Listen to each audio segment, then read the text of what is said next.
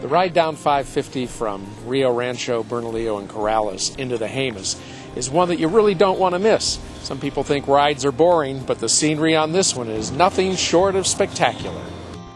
One of the great day trips to take in Sandoval County is the Jemez Trail National Scenic Byway.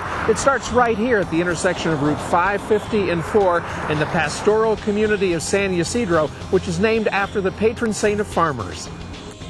As you start your journey along the Jemez Mountain Trail, the highway parallels the Jemez River with its beautiful cottonwood-lined bosque.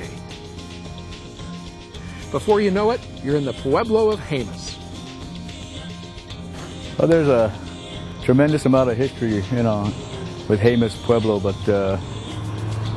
in a nutshell, we're the sole surviving village that's Towa speaking of the Pueblo communities here in New Mexico. We're located, northwest of Albuquerque, about 40 miles. Our tribal membership is around 3,500, and probably more than, around 2,500 maybe live in our community. The visitor center was constructed here in what we call the Red Rocks area. The visitor center also not only has a gift shop, but also we have a small museum. Tells a little bit about the history of Jemez, its emergence, and where we are today. So anybody that comes to the visitor center hopefully will get a better sense of Jemez and its people and its migration and where we are today.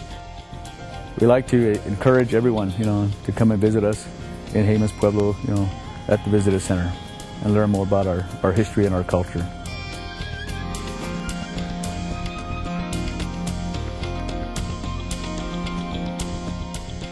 One of the things I've learned in my many years of traveling to Mexico is that you positively cannot stop at Jemez Pueblo and not buy a piece of fresh baked fry bread. Fried, not baked. Wonderful. Hi, welcome to the Jemez State Monument. The Jemez State Monument was established in the 1930s to protect the Pueblo of Gisiwa and the San Jose de los Mission Church.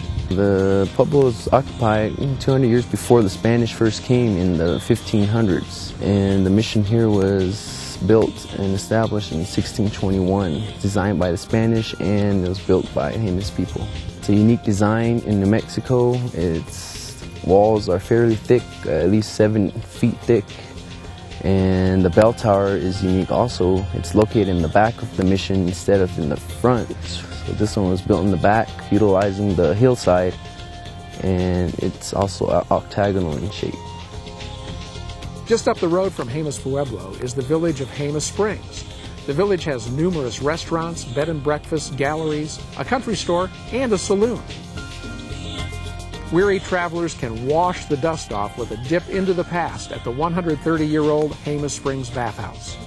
There are many hot springs in the Jemez, and farther up the Jemez Mountain Trail, you'll encounter the Soda Dam, a popular site for those looking for a more natural hot springs experience. A little further up the road, you'll find Battleship Rock, a sheer cliff at the confluence of the east and west forks of the Jemez River.